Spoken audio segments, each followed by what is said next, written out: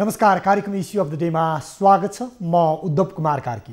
कार्यक्रम issue of the डेमा हामी हरेक दिन विभिन्न विषयको उठान गर्छौं। समस्या र विषयलाई प्रत्यक्ष रूपमा जस्ताको त्यस्तै देखाउँछौं। सिंहदरबारदेखि सुदूरसम्मका हरेक विषय र समस्यालाई समेट्ने गर्छौं अनि जिम्मेवार अधिकारीलाई जिम्मेवार र जवाफदेही पनि बनाउँछौं। नागरिकका समस्या र गुनासालाई समेट्ने प्रयास गर्छौं। कार्यक्रम इस्यु अफ द डेमा आज हामीले कोरोना भाइरसको भ्याक्सिन अर्थात् खोप निर्माण हुनसाथ सरकारले खरिद गर्ने भन्दै 60 अर्ब रुपैयाँ छुट्याउने तयारी गरेको छ। खोप किन्न कार्यदल समेत निर्माण गरेको छ। यस्तो अवस्थामा कोरोना विरुद्धको खोप निर्माणको काम कहाँ पुगेको छ र नेपालमा कसरी ल्याउन सकिन्छ र त्यसको लागि के प्रयास भइरहेको छ भन्ने विषयमा केन्द्रित हुनेछ।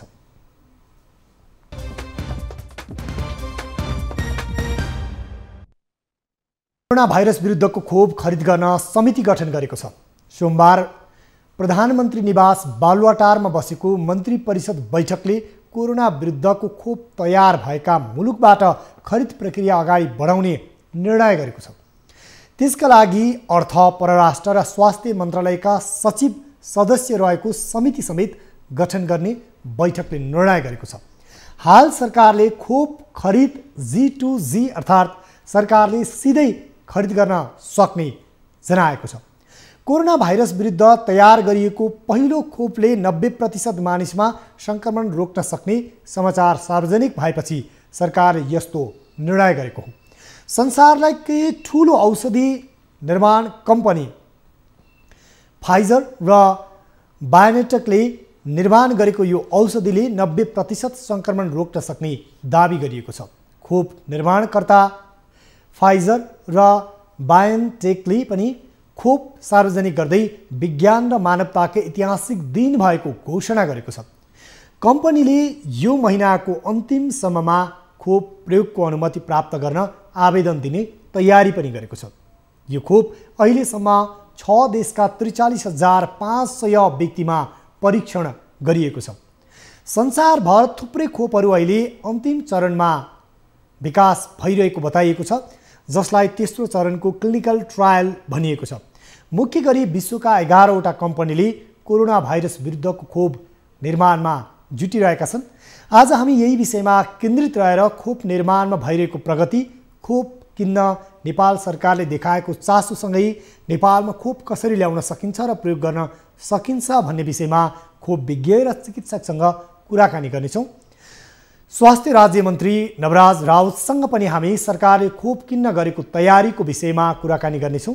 सुरुमा अहिलेसम्म विश्वमा कोरोना भाइरस विरुद्धको खोपको खोज या भनौँ परीक्षण र निर्माण कार्य कहाँ पुग्यो र कसरी अनुसन्धान भइरहेको छ, सुरुमा यो रिपोर्ट हेरौँ।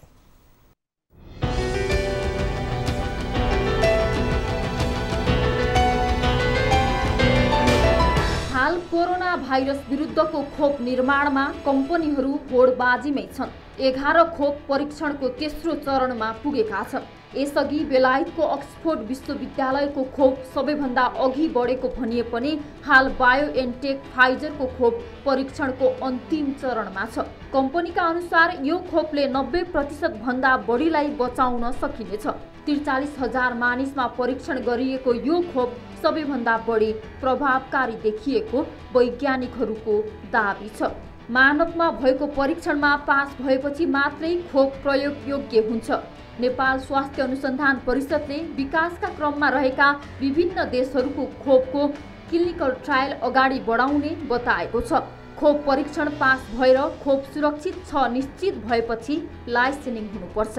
कोरोना विरुद्धको खोपले भाइरस विरुद्ध कसरी काम गर्छ?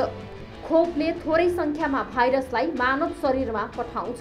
खोपबाट पठाइएको भाइरससँग लड्न मानव शरीरले सिक्छ र त्यसपछि कुनै बेला त्यो भाइरस मानव शरीरमा आयो भने शरीरलाई त्योसँग कसरी जुझ्ने भन्ने थाहा हुन्छ।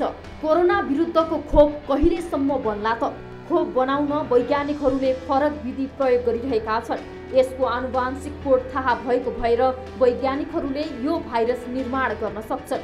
केही वैज्ञानिकहरूले कोरोना भाइरसको कोडलाई अर्कै हानिरहित भाइरसमा हालेर परीक्षण गरिरहेका छन्। यदि यो विधि सफल भयो भने शरीरमा हानिरहित भाइरस पठाएर कोरोना भाइरस विरुद्ध प्रतिरोधी क्षमता विकास गर्न सकिन्छ।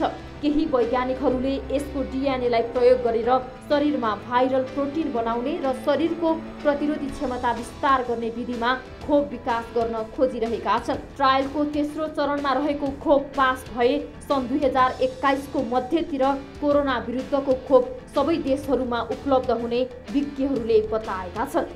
TV journalist Riya Bhandari, Kathmandu.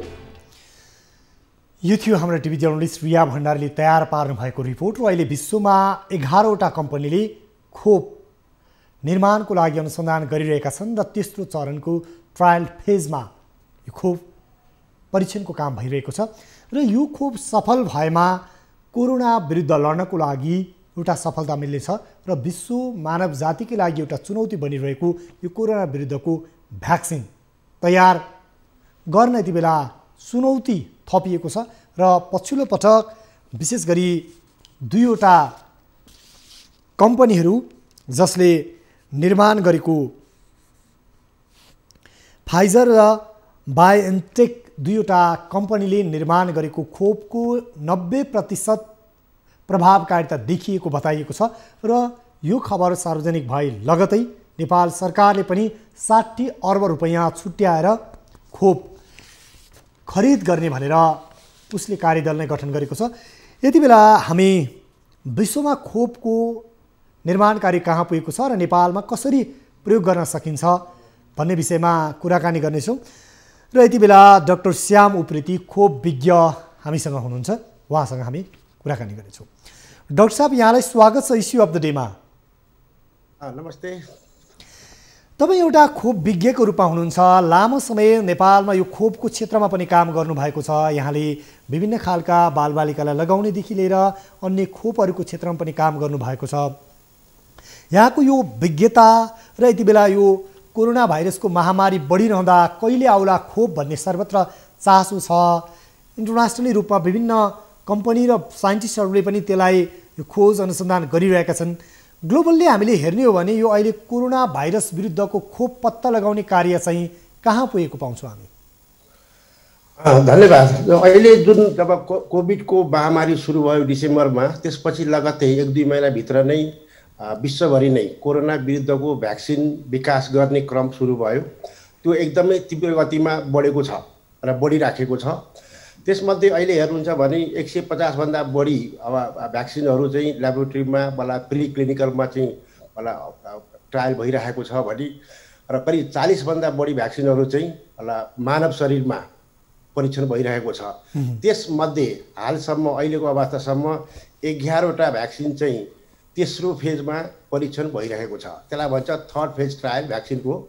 त थर्ड फेज ट्रायल भ्याक्सिनको ट्रायल भइसकेपछि त्यसबाट आएको निचोड अथवा डाटाहरूको विश्लेषण गरेर त्यो खोप कति प्रभावकारी हुन्छ, कति सुरक्षित हुन्छ भन्ने हिसाबले प्रत्येक देशमा भएको आफ्नो नियमकारी एउटा संस्था हुन्छ। जस्तो नेपालमा हामी औषधि व्यवस्था विभाग भन्छौँ र त्यस्तै विश्व स्वास्थ्य सङ्गठन आदिले यसलाई एनालिसिस विश्लेषण गर्छ र प्रयोग गर्ने नगर्ने कुराहरू निकोल हुन्छ।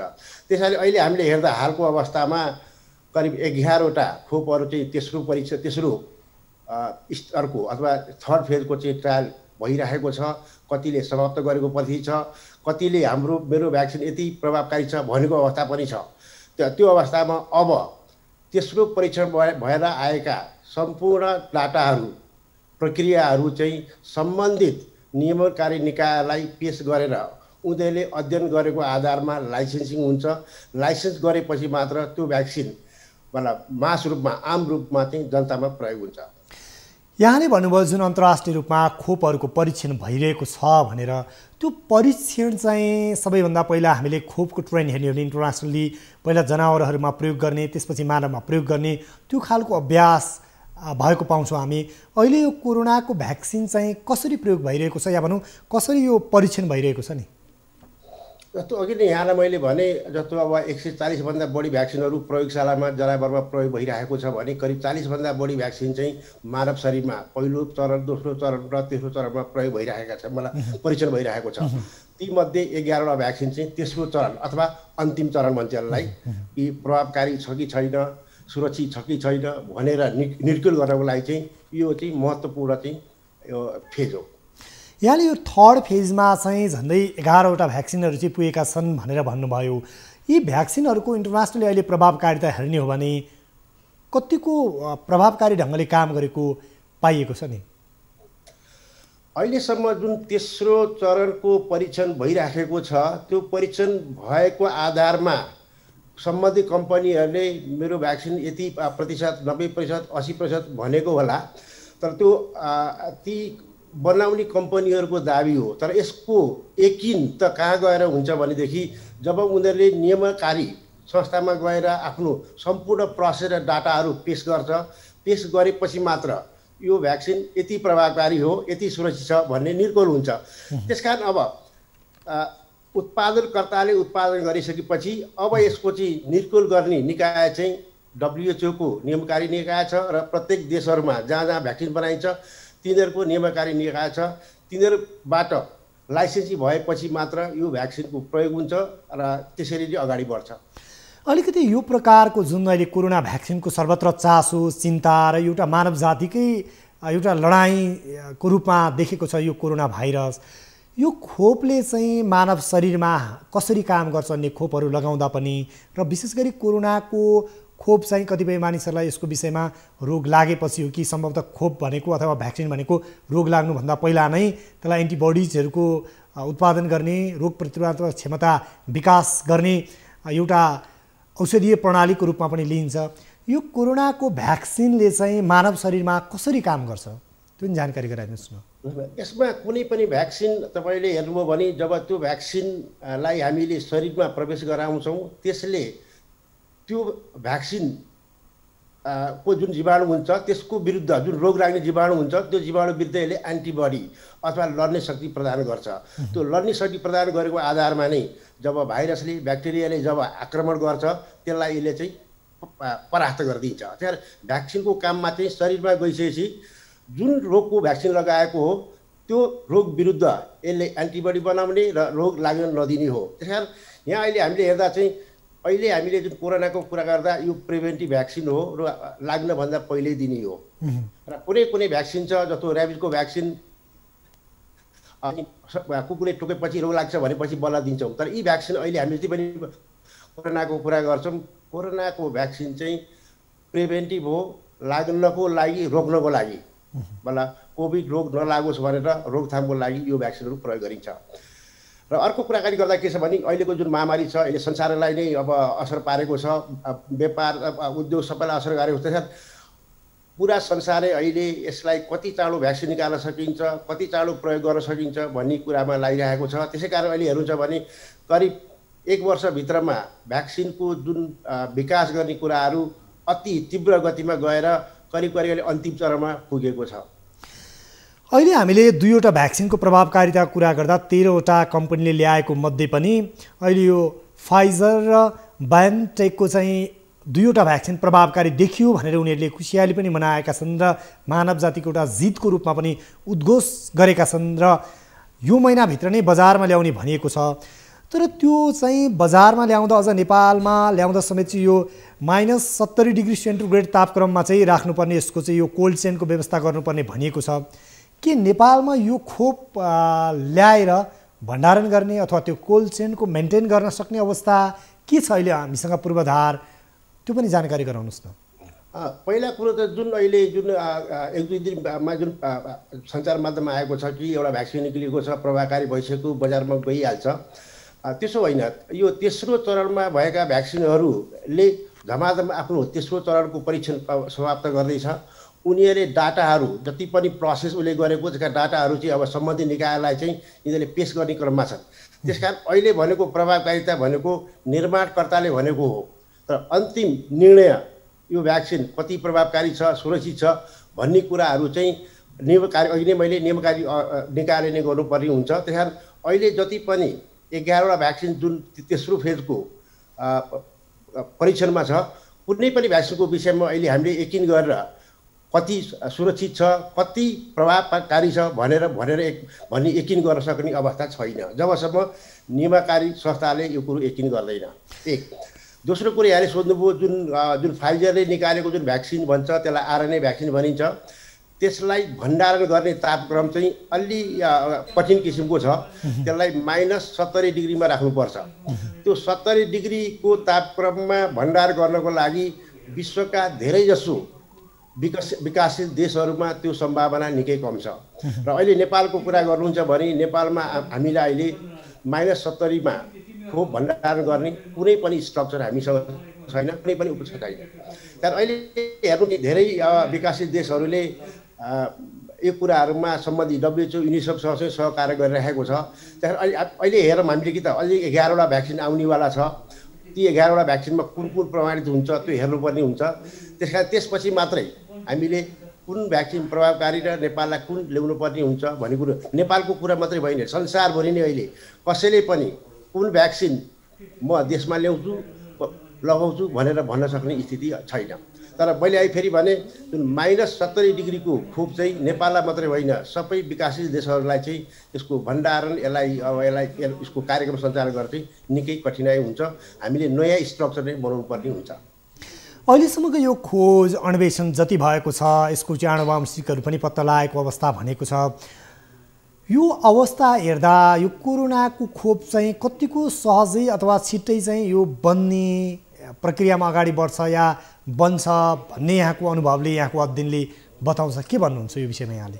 र खासमा विश्व स्वास्थ्य सङ्गठनको र गावी जसलाई चाहिँ यो नियन्त्रणको लागि भ्याक्सिनमा जुन पुरा प्रयत्नशील छन्, उनीहरूको अनुमान के थियो भने यही वर्षको अन्त्यतिर हामीले नयाँ भ्याक्सिन आउनेहरू सम्भावना अनुमान गरिएको थियो।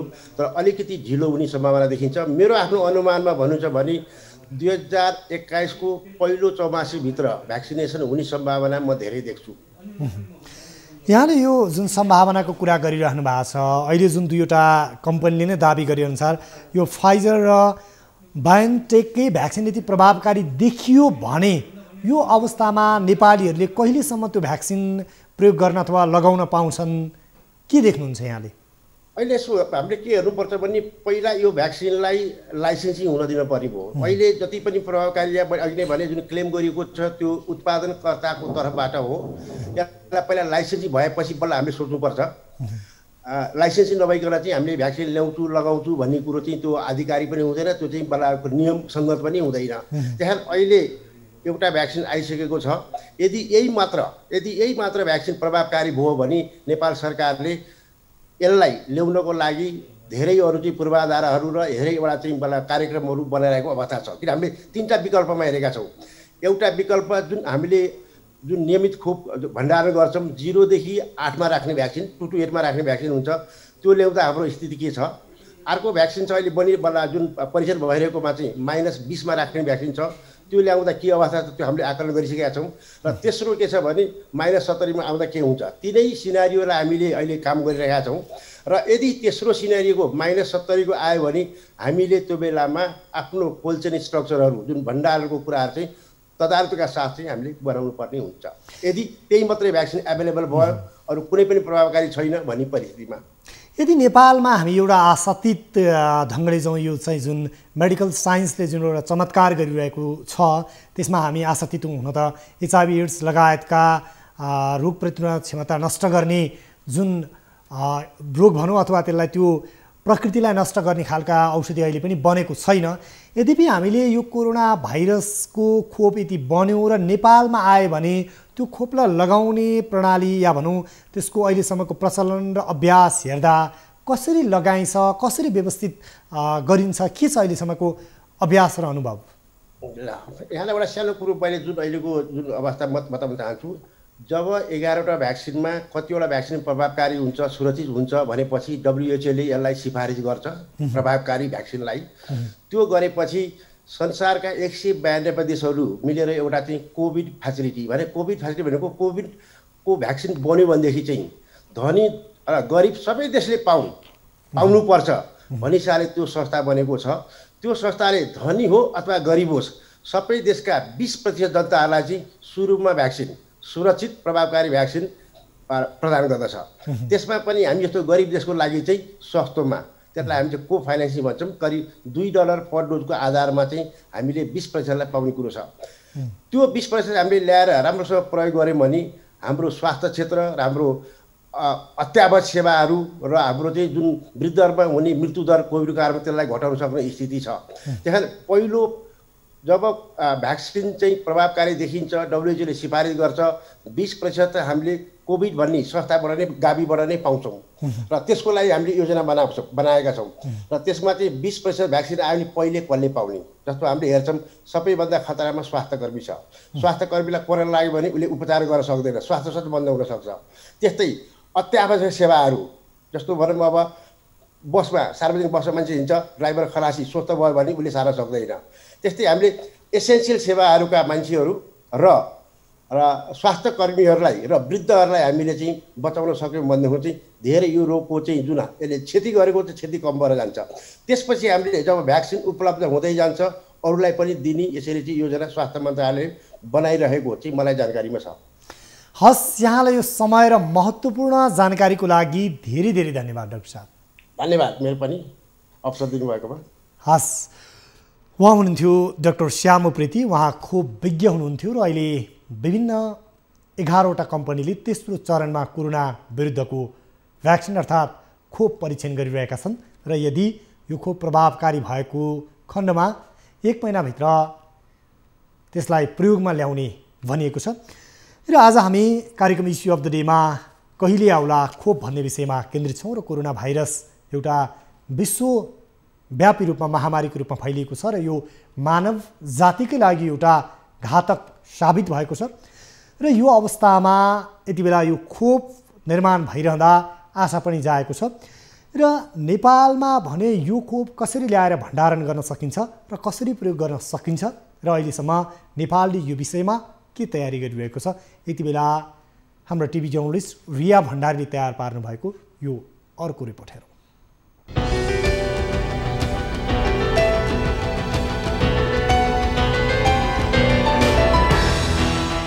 समयदेखि कोरोना महामारीबाट ग्रसित विश्व समुदाय व्यग्रताका साथ खोपको तीव्र प्रतीक्षामा छ। 2 दिन अगाडि 90% भन्दा बढीलाई बचाउन सकिने दाबी सहित कोरोना विरुद्धको खोप निर्माण गरेको अमेरिकन र जर्मन कम्पनीले दाबी गरेका छन्। हालसम्म विश्वमा 11 कम्पनीका कोरोना विरुद्धका खोप परीक्षणको अन्तिम चरणमा रहे पनि फाइजरको खोप नै सबैभन्दा प्रभावकारी देखिएको छ। तर उक्त खोपको भण्डारण -70 डिग्री सेन्टिग्रेड तापक्रममा गर्नुपर्ने कम्पनीले जनाएको छ, जुन अल्ट्रा कोल्ड चेन सिस्टम हो। यो खालको कोल्ड चेन सिस्टम नेपालमा छैन। त्यसकारण यो खोप पास भयो भने पनि नेपालमा ल्याउन नसकिने स्वास्थ्य अनुसन्धान परिषदले जनाएको छ। र आजको दिनमा अमेरिका नेपालमा ल्याएर भ्याक्सिन लगाउँछु भन्ने त कल्पना नगरौँ, किन -70 डिग्री सेन्टिग्रेडको भ्याक्सिन तपाईँको त्यहाँ त्यो बन्ने ठाउँदेखि नेपालसम्म आउनलाई 70 डिग्रीको माइनस चाहिँ तयारी एउटा आइसके पछाडि हामीले चाहिँ तपाईँको स्टोरेज गर्ने अवस्था तयारीको त्यसपछि गएर चाहिँ त्यहाँ स्टोरेज गरे पछाडि लगाउने ठाउँसम्म जाने कुरा गर्दा धेरै तयारी गर्नुपर्ने अवस्था छ। त्यस कारणले गर्दा कम्पनीले धेरै जसो के गर्छन् भने बनिसकेको भ्याक्सिनहरू चाहिँ सर्टेन कम्पनीलाई अथोराइज गर्ने होइन त्यो चलाउनु हुन्छ र त्यसअनुसार त्यसको चाहिँ डकुमेन्टको आधारमा हैन साइन्टिफिक हिसाबले उनीहरूले चाहिँ तयारी गर्छ र बेच्छ। त्यसो त भारतमा समेत -70 डिग्री सेन्टिग्रेड तापक्रममा खोप भण्डारण गर्ने व्यवस्था छैन। त्यसकारण फाइजरको यो खोप पास भए पनि धेरै देशमा उपलब्ध नहुन सक्छ। नेपालमा अहिलेसम्म खोप भण्डारण -4 देखि 20 डिग्री सेन्टिग्रेड तापक्रममा गर्न सक्ने कोल्ड चेनको व्यवस्था छ। अहिलेसम्म हाम्रो भ्याक्सिनेसनको चाहिँ प्रोग्राम अन्तर्गत अब धेरै जसो चाहिँ भ्याक्सिनहरू चाहिँ -4 देखि -20 सम्म अहिले रहने गरेका हुनाले धेरै भ्याक्सिनहरूले चाहिँ तपाईँको त्यो खालको मेन्टेनेन्सको व्यवस्था गरेको छ नेपालले पनि होइन। त्यो पहिलेदेखिकै जस्तै हामीले चाहिँ टाइफाइड भ्याक्सिन लगाउँछौँ अथवा चाहिँ पोलियोको भ्याक्सिन लगाउँछौँ होइन, अथवा मेनिङ्गोकोकल भ्याक्सिन जुन लगाइरहेको छ नि ती भ्याक्सिनको अवस्थामा चाहिँ अहिले -20 भन्दा बढी जान नपर्ने हुनाले हाम्रो चाहिँ तपाईँको अवस्था त्यो छ। र -70 का लगाउनु पर्यो, -50 का लगाउनु पर्यो भने त हामी थुप्रै तयारी गर्नुपर्ने हुन्छ। विश्वका 11वटा कोरोना विरुद्धका खोपहरू परीक्षणको अन्तिम चरणमा रहिरहँदा नेपाल सरकार मन्त्री परिषदले कोरोना विरुद्धको खोप G2G खरिद गर्ने र खोप खरिदका लागि अर्थ, स्वास्थ्य र परराष्ट्र मन्त्रालयका सचिव रहेको 3 सदस्यीय समिति गठन गरिसकेको छ। कोल्ड चेन मेन्टेनेन्स गर्ने कुरा, प्राइस कति लिने कुरा, कुन कम्पनीसँग किन्ने कुरा, अनि आइसकेपछि त्यसको लजिस्टिक व्यवस्थापन कसरी गर्ने, मान्छेलाई कसरी ट्रेन गर्ने भन्ने कुराहरूको प्रपोजल तयार हुँदैछ। नेपालले पनि त्यो काम गरिरहेको छ। प्रपोजल तयार गरेर लगभग 50-60 अरबको पैसा त चाहिन्छ भनेर एउटा प्रपोजल चाहिँ भइसकेको छ। यहाँले सुन्नुभएको छ सचिव स्तरीय 3टा मन्त्रालयका सचिवज्यूहरू, हाम्रो स्वास्थ्य तथा जनसङ्ख्या मन्त्रालय, अर्थ मन्त्रालय र त्यस्तै गरी चाहिँ तपाईँको चाहिँ गएर परराष्ट्र मन्त्रालय सचिवको चाहिँ एउटा कमिटी बनेर सरकारले भनिसकेको छ, उहाँहरूले तयारी गर्दै हुनुहुन्छ। नेपालमा केही अन्तर्राष्ट्रिय कम्पनीले खोप परीक्षण ट्रायल गर्न अनुमति समेत मागिरहेका छन्। खोपको मानिसमा हुने परीक्षणका लागि अनुमति दिने तयारी पनि स्वास्थ्य मन्त्रालयले गरेको छ। क्यामेरामा कान्छा डङ्गोलका साथ टिभी जर्नलिस्ट रिया भण्डारी, काठमाडौँ। यति बेला नेपाल सरकारले पनि जसरी विश्वमा 11वटा खोप अन्तिम चरणमा रहेको छ परीक्षणको र त्यो खोप बनिरहँदा नेपाल सरकारले पनि त्यसमा चासो देखाएको छ र यदि खोप बनेको खण्डमा सरकारले सिधै G2G अर्थात् गभर्मेन्ट टु गभर्मेन्ट एउटा सरकारले अर्को सरकारसँग सिधै खरिद गरेर ल्याउने या भनौँ नेपालको सार्वजनिक खरिद ऐन अनुसार कुनै पनि कम्पनी जो सप्लायर्स कम्पनीहरू हुन्छ उनीहरूलाई टेन्डर मार्फत टेन्डर आह्वान गरेर खरिद गर्ने प्रक्रिया रहने गरेको छ। तर यो महामारीमा विशेष प्रकृतिको निर्णय गरेर सरकारले सिधै खरिद गरेर ल्याउने भनेर 60 अर्ब रुपैयाँको व्यवस्थापन गर्ने गरी यति बेला अर्थ मन्त्रालय, त्यसै गरी स्वास्थ्य मन्त्रालय र परराष्ट्र मन्त्रालयका सचिव सम्मिलित समिति भेटाएर अध्ययन अगाडि बढाइरहेको छ।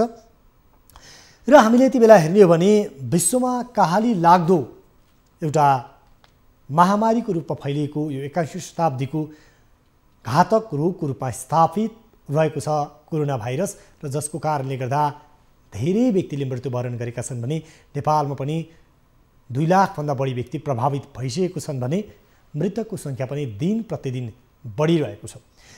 यस्तो अवस्थामा यो रोग र महामारीबाट बच्नको लागि खोप पत्ता लगाउनको लागि वैज्ञानिकहरू त्यसै गरी स्वास्थ्य क्षेत्रमा अनुसन्धान गर्ने व्यक्तित्वहरू दिनरात नभनिकन लागि परेका छन्। यद्यपि अहिलेसम्म खोप निर्माण हुन सकिरहेको छैन। तर यति बेला हामीले कुरा गर्ने हो भने फाइजर र बायोन्टेक कम्पनीको 2वटा कम्पनीले खोप छिट्टै नै या भनौँ यो महिनाभित्र नै बजारमा ल्याउने गरी अन्तिम परीक्षणको तयारी भइरहेको र यसले 90% काम गर्ने दाबी गरेका छन्। तर यो दाबी गरिरहँदा निर्माण कम्पनीले भने जस्तो खोपको प्रभावकारिता कति छ र त्यसले साँच्चै नै कोरोना भाइरस विरुद्ध लड्न सक्ने मानिसहरूको शरीरमा त्यो क्षमताको अभिवृद्धि गराउने हो होइन, त्यसलाई विश्व स्वास्थ्य सङ्गठनले परीक्षण र प्रमाणीकरण गरेपछि मात्रै त्यसको इजाजत प्राप्त गर्नेछ र बजारमा ल्याइनेछ। र यसरी बजारमा ल्याउँदा पनि कसरी नेपालमा आम नागरिकलाई खोप लगाउन दिने र कसरी यसको प्रयोग गर्ने भन्ने विषय अझै पनि अन्यल छ। यद्यपि खोप निःशुल्क या सशुल्क रूपमा कसरी बिक्री वितरण गर्ने भन्ने विषय त अझै अर्को पाटोको रूपमा रहेको छ। तर यति बेला वैज्ञानिकहरूले जे दाबी गरिरहेका छन्, जसरी खोप अन्तिम चरणमा पुगेको भनिरहेका छन्, तर त्यसको अझै पनि कति प्रभावकारिता छ भन्ने विषयमा त्यो अनुसन्धानकै विषय रहेको छ। र यसअगाडि पनि विभिन्न मुलुकले यस्तो दाबी गरेका थिए। यति बेला भने हामी डाक्टर वासुदेव पाण्डेसँग कुराकानी गर्ने क्रममा छौँ र उहाँ सरुवा रोग विज्ञको रूपमा रहनु भएको छ र उहाँ इपिडियोमोलोजी तथा रोग नियन्त्रण महाशाखाको निर्देशक पनि हुनुहुन्छ। उहाँसँग थप यति बेला कोरोना सङ्क्रमणको अवस्था र नेपालमा यसलाई रोक्नको लागि भइरहेको पहल कदमीको विषयमा कुराकानी गर्नेछौँ। डाक्टर साहब, यहाँलाई स्वागत छ इस्यु अफ द डेमा। हजुर हजुर, थ्याङ्क यू, नमस्कार उद्धवजी। यति बेला हाम्रो यो कोरोना भाइरसको कुरा गर्दा नेपालमा अहिले सङ्क्रमणको अवस्था र इन्टरनेसनल्ली ट्रेन्डलाई पनि हेर्ने हो भने हामी सङ्क्रमणको कुन स्टेजमा छौँ, नेपालमा यो कोरोना सङ्क्रमण कुन अवस्थामा छ, यहीँबाट जानकारी गराउनुहोस् न। हजुर, अब पहिलो कुरा त नेपालमा अहिलेसम्म 2 लाख जति जनवरीमा भने माघको 10 गतेबाट सुरु भएको हो नेपालमा। पहिलो केस चाहिँ जनवरी 23मा चाइनाबाट आएको डिटेक्ट भएको इथेको हस्पिटलमा। त्यसपछि 2 महिना एकदम क्वाइट भयो अनि बिस्तारै बढ्दै आयो। लकडाउन चैतमा सुरु गरियो, त्यसपछि अहिलेसम्म आउँदा बिरामीहरूको सङ्क्रमण दर चाहिँ बढेको छ। यो अवस्थाभन्दा पहिला सुरुमा के थियो भने इन्डियाबाट अथवा अरू देशबाट आउने अनि क्वारेन्टाइनमा बस्ने, हामीले जाँच्ने, जाँचिसकेपछि उहाँहरूलाई चाहिँ पोजिटिभ भयो भने घर पठाउने, नत्र त्यहाँ राख्ने, पोजिटिभ भएकोलाई त्यहाँ राख्ने, नेगेटिभलाई घर पठाउने, यस्तो थियो भने अब अहिले पछिको अवस्थामा के भयो भने क्वारेन्टाइन चाहिँ खाली भए। अब अहिले चाहिँ एक खालले अब गाउँघरमा एउटा समुदायमा चाहिँ गएको देखिन्छ। यसलाई हामीले 3 अवस्थामा भन्छौँ। पहिला चाहिँ छिटफुट केसहरू देखिने, त्यसलाई हाम्रो अङ्ग्रेजीमा स्पोरेडिक भन्ने हो।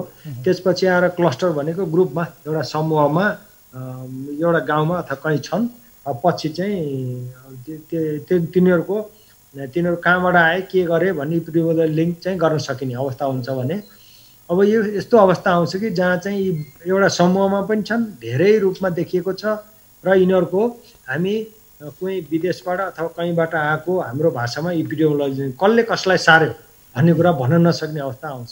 त्यसलाई चाहिँ समुदायमा गएको भन्ने छ। अहिले नेपालभरिको अवस्था हेर्दा, खास गरेर बागमती प्रदेश हेर्दा आधाभन्दा बढी सङ्क्रमितहरू काठमाडौँ यो बागमती प्रदेशमा छन् र आजको दिनमा पनि 60% जति बिरामी काठमाडौँ उपत्यकाभित्रै देखिए। ती व्यक्तिहरू 2 देखि 5% मात्रै बाहिरबाट आएका छन्, अरू सबै यहीँका इन्डिजिनियस भनेको यहीँका बासिन्दा हो। त्यसो भएको हुनाले के देखियो भने एउटा समुदायमा अहिले सङ्क्रमण फैलिएको भन्ने चाहिँ यसले सङ्केत गरेको छ। अलिकति हामीले यो कोरोना सङ्क्रमितको डेथ रेटलाई हेर्ने हो भने इन्टरनेसनली र यो नेपालमा हेर्ने हो भने यो मृतकहरूको सङ्ख्या छ, जो सङ्क्रमितहरूको, यो सङ्ख्याको अनुपातिक रूपमा हामीले कसरी विश्लेषण गर्न सक्छौँ? यो सङ्ख्यालाई हामीले ग्लोबल्ली र नेपालको कन्ट्रेक्समा कम्पेरिजनली हेर्ने हो भने अब यसमा चाहिँ तपाईँले भने जस्तै समुदायमा भन्न पनि 2-3टा कुराहरू हेर्नुपर्छ। एउटा क्लस्टर, एउटा ग्रुपमा कति जस्तै व्यक्तिहरू छन्, अब दिनमा चाहिँ कति छन्, पपुलेसन जनसङ्ख्यामा कति हो, अस्पतालमा भर्ना भएका व्यक्तिहरू कति छन्, यसको रेट के हो, इन्फेक्सनको रेट भन्छौँ, सङ्क्रमणको दर कस्तो छ भनेर हामीले हेर्ने हो। सङ्क्रमणको दर हेर्दाखेरिमा अहिले चाहिँ 15 देखि 25%, एभरेजमा 20% सङ्क्रमण भएको देखिन्छ र अस्पतालमा भर्ना हुनेहरू पनि बढेको, दसैँ अगाडि बढिरहेको थियो भने अहिले बिस्तारै चाहिँ यो घटेर गएको चाहिँ देखिन्छ। आजको दिनमा हेर्दा 1 हप्तासम्म यो दसैँपछि टेस्ट पनि कम भएर हो कि अथवा साँच्चीकै सङ्क्रमितको सङ्ख्या कम भएको भन्ने कुरा चाहिँ एउटा भयो भने यहाँले भने जस्तै मृत्युको अवस्था पनि अहिले क्रमिक रूपमा बढेर गएको छ। यो अहिलेको मृत्यु हुने चाहिँ 2 हप्ता अथवा 1 महिना पहिला सङ्क्रमण भएका व्यक्तिहरू हुन्। अब पछि चाहिँ आजको व्यक्तिहरू 2-3 हप्ता पछि भन्न सकिन्छ। त्यो हिसाबले अब दसैँ अगाडि त एक दिन त 5000 भन्दा पनि बढी सङ्क्रमण देखिएका थिए। डाक्टर साहब, मैले अलिकति हाम्रो दर्शकहरूलाई जानकारी दिन चाहेको छ, अहिले हाम्रो जुन सङ्ख्यामा मृतकहरू बढिरहेका छन्, इन्टरनेसनल्ली हेर्दा चाहिँ यो मृतकहरूको सङ्ख्या धेरै हो अथवा थोरै हो, के भन्न सक्छौँ हामी? अन्तर्राष्ट्रिय रूपमा भन्दा त अहिले यो मृतकको सङ्ख्या अब एकैजना मरे पनि परिवारमा परे त एकदमै ठुलो समस्या भइहाल्यो। तर अन्तर्राष्ट्रिय रूपमा अथवा यो दक्षिण एसियामा पनि यो सङ्ख्या चाहिँ कमै हो। अहिले हाम्रो चाहिँ लगभग 0.6% छ भनेपछि त्यो सङ्ख्या चाहिँ त कमै हो। तर पनि हामीले अझै घटाउन सकिन्छ, अझै घटाउनु पर्छ, त्यो हिसाबमा जानुपर्छ। सङ्ख्या त संसारभरिको एभरेजमा हेर्ने हो भने त हाम्रो सङ्ख्या कमै हो। अलिकति यो पर्सा, त्यसै गरी 2 नम्बर प्रदेश लगायतका केही जिल्लाहरूमा केही अगाडि चाहिँ यहाँले भन्नुभयो जस्तै एउटा एपिसेन्टरको रूपमा धेरै सङ्क्रमित भएका थिए, के हो कसो भन्ने एउटा आत्तिने अवस्था नै सृजना भएको थियो, मुलुककै लागि चुनौती जस्तो देखिएको थियो। तर ती ठाउँहरूमा अहिले चाहिँ बिस्तारै यहाँले भने जस्तै अब परीक्षण नै कम भएर हो अथवा सङ्क्रमितको सङ्ख्या घटेको हो, त्यो सङ्ख्यात्मक डाटा चाहिँ कम पाइएको छ नि, यो किन यस्तो भएको? साँच्चै घटेको हो अथवा हामीले परीक्षणमा चाहिँ केही अगाडि सरकारले परीक्षणमा शुल्क लिने निर्णय गरेको कारणले पनि यो शुल्क लाग्छ भनेर पनि मानिसहरू घरमै बसेको अवस्था हो, या भनौँ मानिसहरू अस्पतालमा गए पनि उपचार छैन, त्यसैले घरमै बस्दा बरु अलिकति टेक केयर पनि हुन्छ राम्रो परिवारमा भन्ने हिसाबले सावधानी अपनाएर घरमै बसेको अवस्था हुन्। के भन्न सक्छौँ यसलाई चाहिँ? यो दुईटै कुरा हो। पहिलो कुरा त यो के देखियो भने 2 नम्बर प्रदेशमा साँच्चै किन कम भयो भनेर हामीलाई मन्त्रालयले तपाईँहरूले टिम पठाउनु पर्यो भनेर हामीले भन्नुभयो। हाम्रो साथीहरू त्यहाँ जानुभयो र सोध्नुभयो। कति व्यक्तिले चाहिँ यो पैसा तिर्नै गाह्रो छ, 2000 लाग्छ, त्यहाँ जानु पर्दैन, जहाँ चाहिँ पनि अब पोजिटिभ आए पनि घरमै बस्ने रहेछ, अब यसलाई अरू कुरा गर्नु केही छैन रहेछ भन्ने पनि त्यहाँ देखियो। अब कति चाहिँ साँच्चै कम भएको पनि देखियो। अब हटस्पट जस्तै यो उदयपुरको हुल्के भयो, वीरगञ्ज भयो, पर्साको यो एरियामा थियो भने त्यहाँ त्यस्तो खालको सङ्क्रमणको दर छैन। अर्को विषय डाक्टर साहब, अब मैले यहाँलाई अर्को चाहिँ के जानकारी गराउन चाहेँ भने अहिले खोप चाहिँ अन्तिम चरणमा त्यसको प्रभावकारिता देखिएको, छिट्टै बजारमा आउँछ भन्ने दाबीहरू पनि गरिएको छ। नेपाल सरकारले पनि 60 अर्बभन्दा बढी चाहिँ छुट्याउने भन्ने तयारी पनि गरिरहेको छ, त्यसको लागि समितिहरू पनि निर्माण गरेको छ। यो नेपालमा चाहिँ यदि कोरोनाको खोप चाहिँ आउने अवस्था भयो भने त्यसको प्रयोगलाई कसरी व्यवस्थित गर्न सकिन्छ? यहाँहरूले यो खोपको विषयमा अहिले के रिडिङ गरिराख्नु भएको छ त्यो पनि जानकारी गराउनुहोस्। रिडिङ पनि यो हाम्रो यो मन्त्रालयमा यो ऱ्यापिड एक्सन प्लान भन्ने हुन्छ। अब कति कुरा चाहिँ तपाईँहरू जस्तो पत्रकारज्यूको माध्यमबाट भन्ने हो, सबै कुरा भन्न नसके हुनसक्छ। यो खोपहरूको 3 चरण हुन्छन्, यहाँले भने जस्तै पहिलो, दोस्रो, तेस्रो। पहिला चाहिँ त्यो खोपको विकास गर्ने, त्यसपछि आएर चाहिँ अरू चाहिँ एनिमलहरूमा अरूमा चाहिँ त्यसको ट्रायल गर्ने र त्यसमा तेस्रो चरण अथवा अन्तिम चरणमा चाहिँ ह्युमेनमा ट्रायल गरेर त्यो रोगको दुईटा कुरा हो। खोप भन्नुको मतलब के हो भने रोगसँग लड्न क्षमता बढाइदिन्छ यसले र रोग चाहिँ हुन दिँदैन। इम्युनोजेनिसिटी र प्याथोजेनिसिटी भन्छ, रोग नगराउने तर एन्टिबडी बढाइदिने, त्यस्तो गर्ने हो।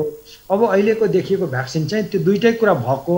अब विभिन्न तपाईँहरूले पनि सुन्नुभएको छ मिडियाबाट, हामीले पनि साइन्टिफिक पेपरहरू पढ्दा त्यो चाहिँ संसारका धेरै देशले यस्तो चाहिँ गरेका छन्। यो के भने त्यो भ्याक्सिन बन्न सक्यो भनेदेखि एउटा संसारभरिका व्यक्तिलाई बचाउने पनि हो। अर्को यसको अलि बिजनेस पनि हो नि, जस्तै कम्पनीहरूले फाइजर जस्तो अरू विभिन्न कम्पनीले बनाएका छन्। यदि पहिला सुरुमा भ्याक्सिन बनाउन सक्यो भनेदेखि त उनीहरूको व्यापार चाहिँ बढ्ने भयो। त्यो हिसाबले यो भ्याक्सिन चाहिँ मेरो विचारमा यो वर्षको अन्त्यसम्म 2020 भनौँ न, यसको अन्त्यसम्म चाहिँ पब्लिकको लागि आउँछ। नेपाल सरकारले पनि त्यो आउँछ भनेरै त्यो 3-4 महिना पहिलादेखि यसमा हामी लागिपरेका छौँ। भनेपछि तपाईँ यो एपिडियोमोलोजी तथा रोग नियन्त्रण महाशाखाको प्रमुख पनि हुनुहुन्छ, तपाईँ एउटा यो सर्वरोग विज्ञ पनि हुनुहुन्छ। खोप चाहिँ अब छिट्टै आउँछ भन्ने कुरामा यहाँहरू यो चिकित्सकीय अध्ययनले यहाँहरूको जुन जानकारी भएअनुसार यसमा ढुक्क हुनुहुन्छ यहाँहरू? हामी ढुक्क छौँ। अनि नेपालमा पनि त्यो ल्याएपछि यहाँहरूलाई भन्नुपर्ने कुरा के हो भने ती कसलाई दिने, पहिला ग्रुप बनाउनु पर्यो, ल्याएर कहाँ राख्ने हो, कति पैसा लाग्ने हो, कुन देशबाट ल्याउने हो, कुन भ्याक्सिन बनाउने, यसको लागि छुट्टै कमिटी छ, रात दिन त्यसमा लागिरहेको छ। बाहिर हेर्दा चाहिँ यो वास्तवमा के भएको, सरकारले गरेन भन्ने अलिक चिन्ता पनि होला। अब नेपाल चाहिँ हामी अब के भने अन्डर डेभलप कन्ट्री हो नि अहिलेसम्म, अलि अविकसित देश नै, विकसित देशमा त गइसकेका छैनौँ। त्यस भएर हामीलाई अन्तर्राष्ट्रिय रूपमा पनि हामीले त्यसको लागि चाहिँ एप्लिकेसन एउटा निवेदन चाहिँ राखिरहेका छौँ कि यो भ्याक्सिन आएपछि हामीलाई उपलब्ध हुनुपर्छ। त्यसको साथसाथै कति % त्यो उसले दिने हो, हामीलाई जस्तै गावी भन्ने संस्था हुन्छ, अरू संस्थाहरूले दिने हो।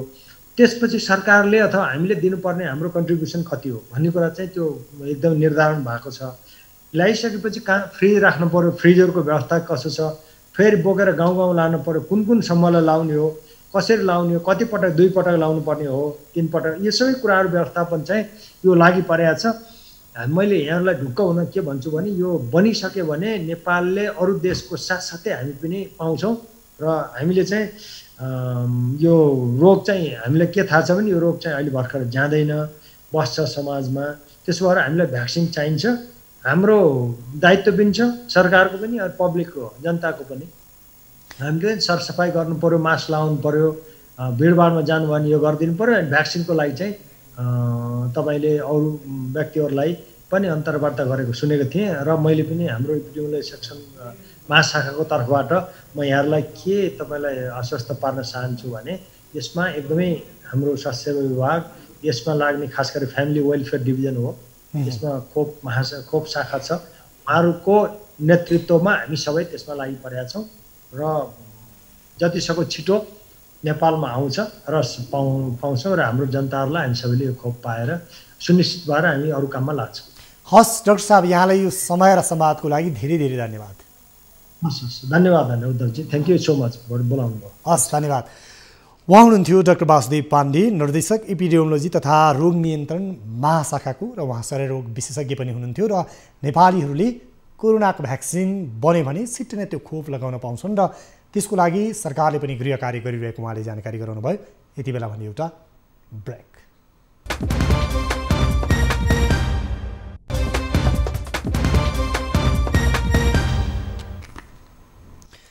ब्रेकपछि पुनः स्वागत छ। हामी कार्यक्रम इस्यु अफ द डेमा छौँ र कार्यक्रम इस्यु अफ द डेमा आज हामी कहिले आउला खोप भन्ने विषयमा केन्द्रित छौँ। विशेष गरी कोरोना भाइरसको महामारीले विश्व नै आक्रान्त भएको छ, त्यसबाट नेपाल पनि अछुतो छैन र यति बेला 2 लाखभन्दा बढी नेपालीहरू सङ्क्रमणको मारमा परेका छन्। कोरोना भाइरसको र मृतकको सङ्ख्या पनि दिन प्रतिदिन बढिरहेको छ भने काठमाडौँ उपत्यकामा मात्रै झन्डै आधाभन्दा बढी सङ्क्रमितको सङ्ख्या रहेको छ र जसले गर्दा आम मानिसको जनजीवन पनि निकै प्रभावित बनिरहेको छ र अहिले पनि आफन्त भेटघाटदेखि खुलेर आफ्ना दैनिक गतिविधि गर्न मानिसहरूले सकिरहेका छैनन् र यही बिचमा केही सुखद खबरहरू पनि आएका छन् र विश्वमा 11वटा औषधि कम्पनीहरूले विशेष गरी कोरोना भाइरससँग सम्बन्धित रहेर खोप निर्माण गरेको र त्यस अन्तिम चरणमा या भनौँ तेस्रो चरणमा परीक्षणको चरणमा रहेको दाबी गरेका छन् भने 40,000 भन्दा बढी मानिसहरूमा परीक्षण भइसकेको पनि बताइएको छ र यदि यो खोप सफल भयो भने कहिलेसम्म नेपालमा आउँछ र नेपालीहरूले कसरी त्यसको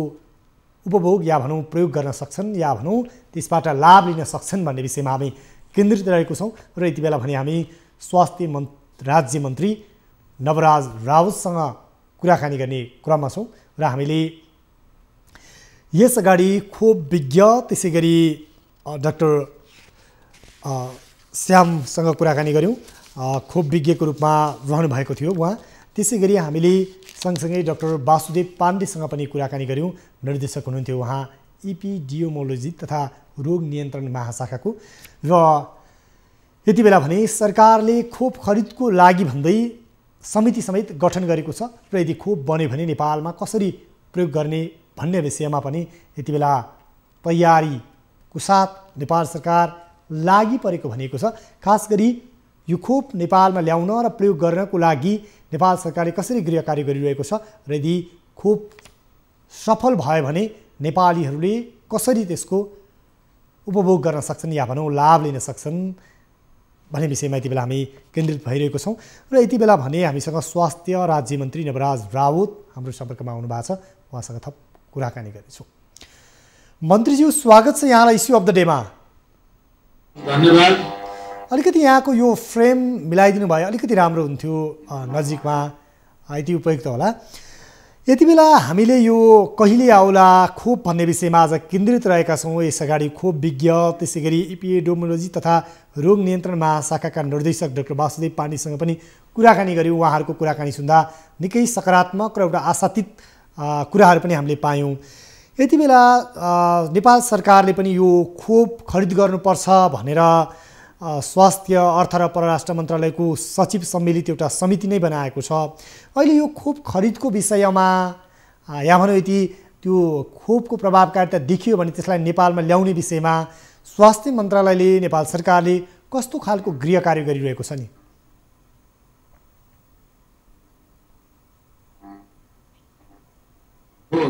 सन्दर्भमा हामीले छलफल औपचारिक अनौपचारिक छलफल चलाएको 2 महिना भइसक्यो। तर अब हाम्रो छलफलको सँगसँगै विश्व बजार अथवा विश्वका राष्ट्रहरूमा जहाँ यसको उत्पादन हुन्छ, जहाँ यसको उत्पादनले त्यो उत्पादन पनि हुनु पर्यो, त्यो गुणस्तरीय पनि हुनु पर्यो, त्यसका प्रभावहरू त्यसका असरहरू के छन्, अन्तर्राष्ट्रिय स्तरमा केही मुलुकहरूले जे खालको परीक्षण गरिरहेछन् हामी त्यसको पर्खाइमा पनि छौँ। त्यस कारणले अनुसन्धान परिषद लगायत नेपाल सरकार स्वयं सम्मान्य प्रधानमन्त्रीज्यू र मन्त्रालय तपाईँले अघि भने जस्तै विशेष गरेर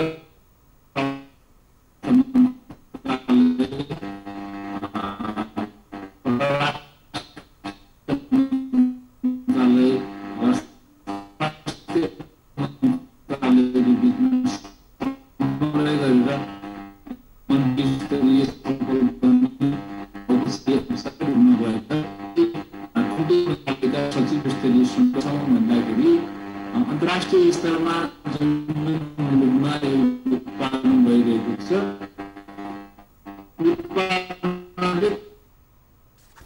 मन्त्रीज्यू, अलिकति यहाँको यो प्राविधिक केही समस्याको कारणले गर्दा हामीले राम्रो कुराकानी गर्न सकेनौँ। पुनः हामी यहाँको अलिकति हामीले केही प्राविधिक कठिनाइको कारणले गर्दा राम्रोसँग आवाज सुन्न सकिरहेको छैनौँ। यद्यपि यहाँले केही महत्त्वपूर्ण जानकारी गराइराख्नु भएको छ। नेपाल सरकार, त्यसै गरी स्वास्थ्य मन्त्रालय लगायतले यदि कोरोनाको खोप पत्ता लाग्यो भने त्यसलाई नेपालमा ल्याउनको लागि गृह कार्य गरिरहेको छ, यहाँले यो भनिरहनु भएको छ। र हामीले विशेष गरी यति बेला सरकारले 60 अर्ब रुपैयाँ प्रस्ताव गरेको छ खोप खरिदको लागि। र यदि खोप खरिद गरियो भने पहिलो चरणमा कसरी कसलाई लगाउने, विशेष गरी पहिलो पङ्क्तिमा काम गर्ने स्वास्थ्यकर्मी, सुरक्षाकर्मी लगायतलाई लगाउने या कसरी लगाउने र सँगसँगै त्यसको आर्थिक पाटो पनि कसरी बेहोर्ने भन्ने विषयहरू पनि यति बेला गृह कार्यको विषय बनिरहेको छ। र स्वयं स्वास्थ्य मन्त्रालयले पनि यति बेला त्यसको लागि गृह कार्य र कामहरू गरिरहेको छ। र यति बेला हामीले विभिन्न खालका आइसियु, भेन्टिलेटर बनाउने कामहरूमा समय व्यतीत गरिरहेको छ अथवा त्यसमा केन्द्रित भइरहेको छ नेपाल सरकार। र यही बिचमा यति बेला यो कोरोनाको खोप आएको विषयले पनि एउटा सुखद सन्देशहरू प्रवाह गरिरहेको छ। यद्यपि अहिले नै दाबीका साथ भन्न सक्ने अवस्था छैन, तर यो वर्ष या भनौँ सन् 2020 को अन्त्यसम्ममा या भनौँ 2021 को पहिलो महिनासम्ममा खोप बजारमा आउँछ भन्ने आशाहरू चिकित्सा क्षेत्रका विज्ञहरूले र वैज्ञानिकहरूले त्यो बताइरहेका छन्। यति बेला हामी स्वास्थ्य राज्य मन्त्री नवराज राउतसँग कुराकानीको क्रममा छौँ र केही प्राविधिक कारणले गर्दा उहाँसँग हामीले अलिकति राम्रोसँग कुराकानी गर्न सकिरहेको छैनौँ। उहाँको आवाज हामीले प्रष्टसँग सुन्न सकिरहेको छैनन्। र विशेष गरी यसभन्दा अगाडि पनि नेपालले चीन सरकारले कोरोनाको खोप जुन निर्माण गरेको थियो त्यसको नेपालमा पनि परीक्षण गर्ने भनेको थियो। यद्यपि त्यो परीक्षण भएन र अहिले जुन खोप भनिएको छ त्यो खोप पनि -70 डिग्री तापक्रमको एउटा व्यवस्था गरेर त्यो कोल्ड चेन मेन्टेन गरेर राख्नुपर्ने भनिएको छ। र त्यो चाहिँ विद्यमान परिस्थितिमा नेपाल, भारत जस्ता देशहरूमा, धेरै मुलुकहरूमा असम्भव हुन्छ र त्यसको पूर्वाधारहरू पनि बनाउनु पर्ने भन्ने सुनिएको छ। र यति बेला हामी स्वास्थ्य राज्य मन्त्री नवराज राउतसँग कुराकानीको क्रममा छौँ र केही प्राविधिक कठिनाइको कारणले गर्दा त्यसलाई व्यवस्थापन गर्न हामी लागि परेका छौँ। हाम्रा टेक्निकल टिमका एमसिआरका साथीहरू त्यसलाई व्यवस्थित गर्न लाग्नु भएको छ। र हामीले यति बेला हेर्ने हो भने नेपाल सरकारले जसरी कोरोना भाइरस नियन्त्रणको लागि काम नगरेको भनेर आलोचना भइरहेको छ, यद्यपि नेपाल सरकारले भने आफूहरूले दत्तचित्त भएर निकै तदारुकताको साथ काम गरिरहेको दाबी गरिएको छ। र केही समय अगाडि या भनौँ गत सोमबार बसेको मन्त्री परिषद बैठकले पनि कोरोना भाइरसको भ्याक्सिन यदि उपलब्ध भयो भने त्यसलाई तत्काल खरिद गरेर नेपालमा ल्याउने र आम नागरिकलाई खोप लगाउने भन्ने गरी तयारी गरिरहेको छ। र हामीले विभिन्न रोग र महामारीको इतिहास हेर्ने हो भने मानव जातिको इतिहासमा, विश्व इतिहासमा यस्ता ठुला महामारीहरू फैलिएका छन्। प्लेग रोग लगायतका धेरै महामारी र सयौँ मानिसहरूको जीवन उक्त महामारीले समाप्त गरिदिएको छ, जीवनलीला, र धेरै मानिसहरू मृत्युको मुखमा पुगेका छन्।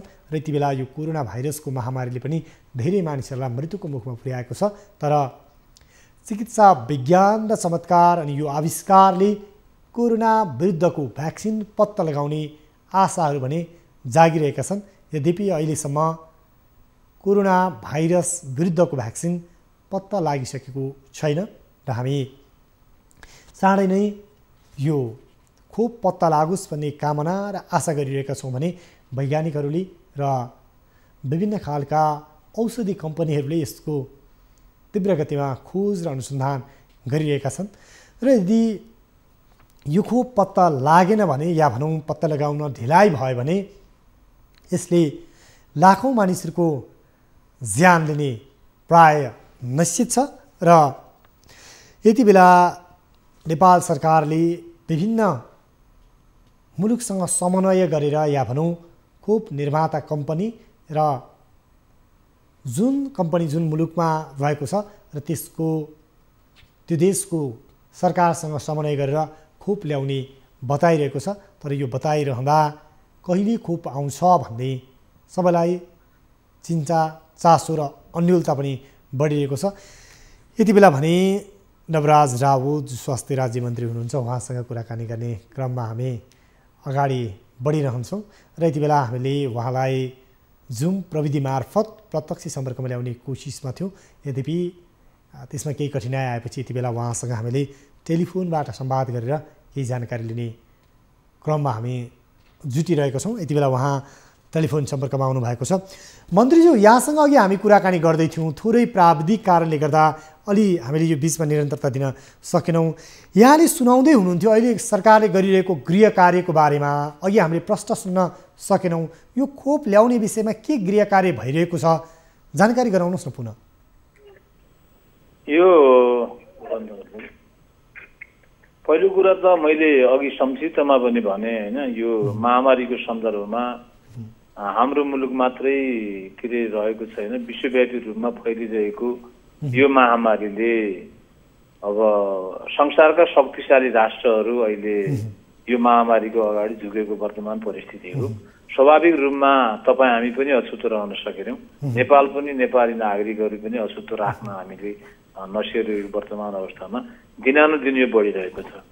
थप कुरा हामीले गर्नुपर्ने उपचार मन्त्रालयका तर्फबाट गरिनुपर्ने, नेपाल सरकारका तर्फबाट गरिनुपर्ने कतै कमी भएको छैन।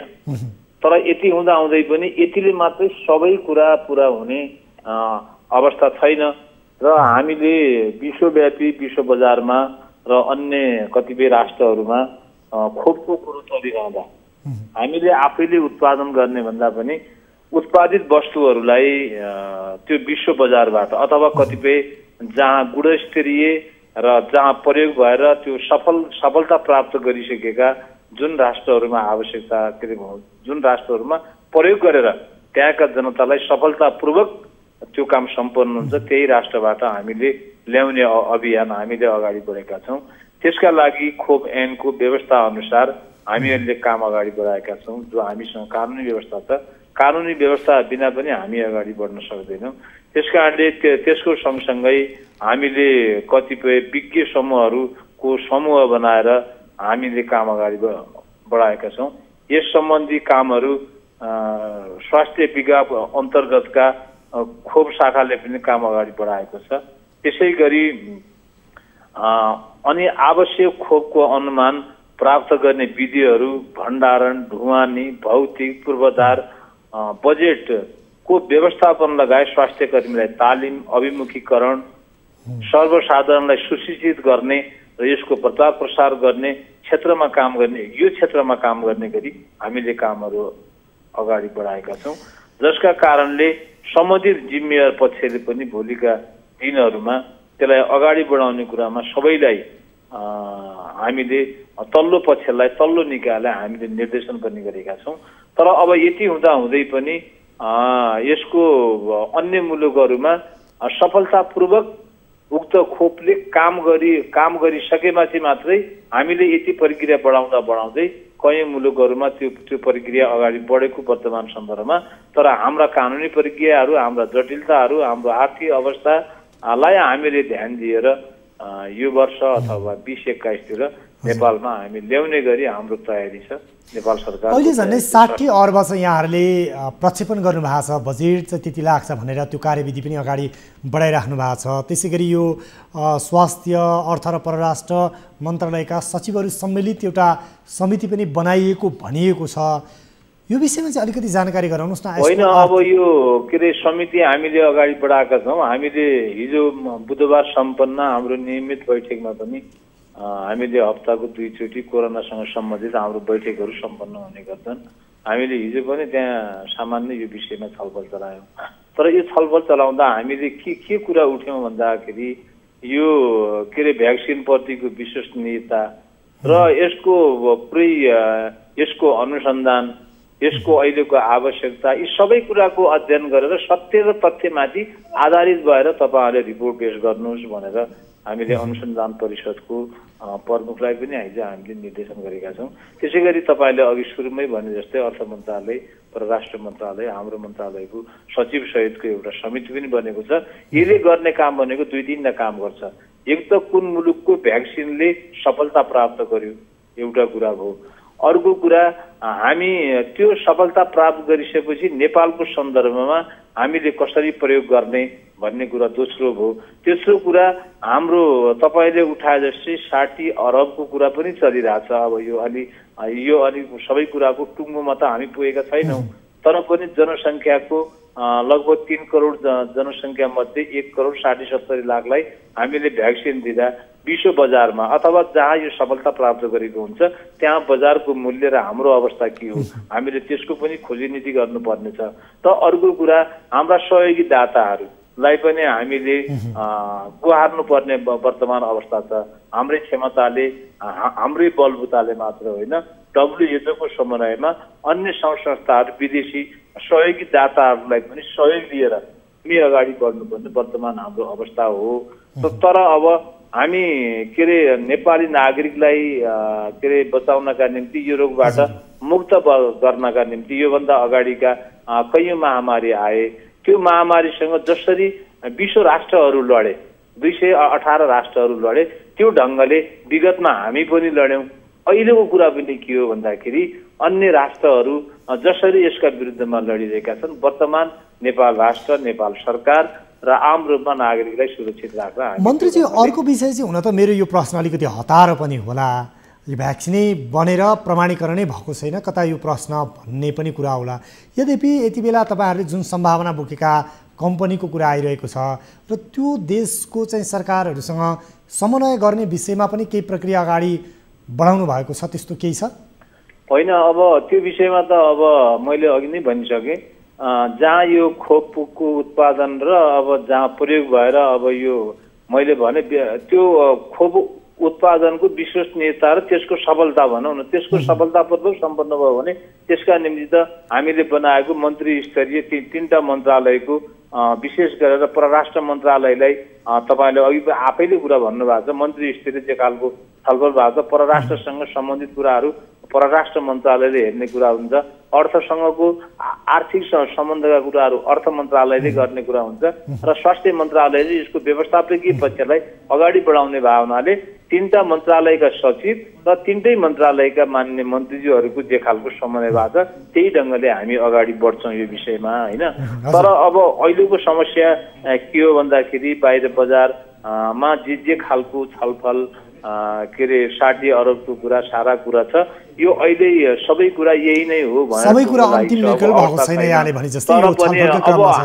हाम्रो कुरा के हो भन्दाखेरि जनसङ्ख्याको लगभग हामी 1,60,70,00,000लाई खोप दिनुपर्ने एउटा अनुमान गरिएको छ।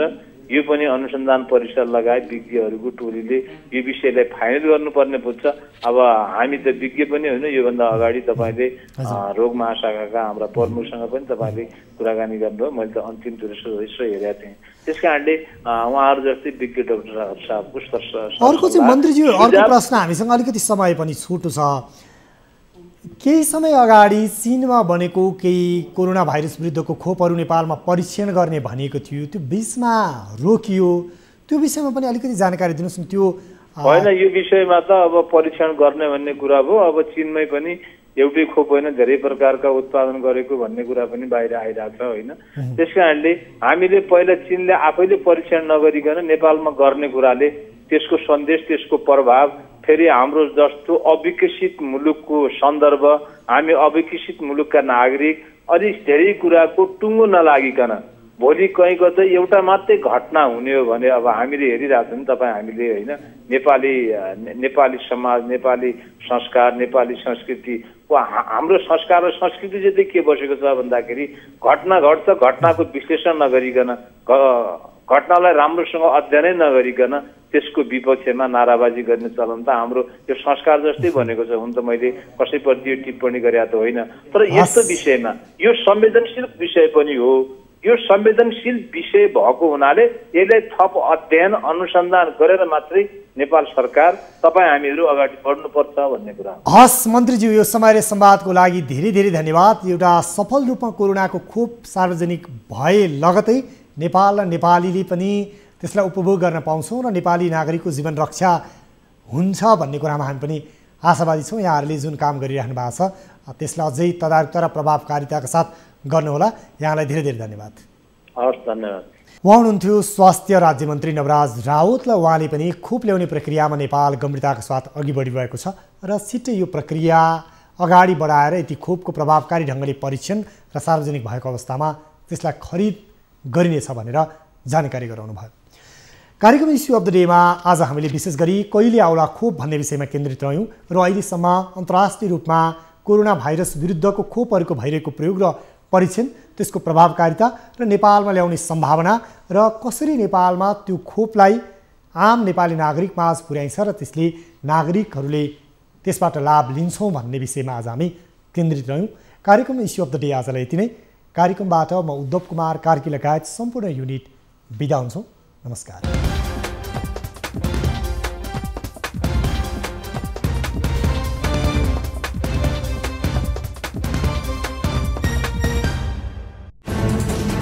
कोरोनाले सृजना गरेको सङ्कटमा पल पलका न्युज अपडेट र हर क्षेत्रको कभरेजका लागि न्युज 24 नेपाल युट्युब च्यानललाई सब्स्क्राइब गर्नुहोला।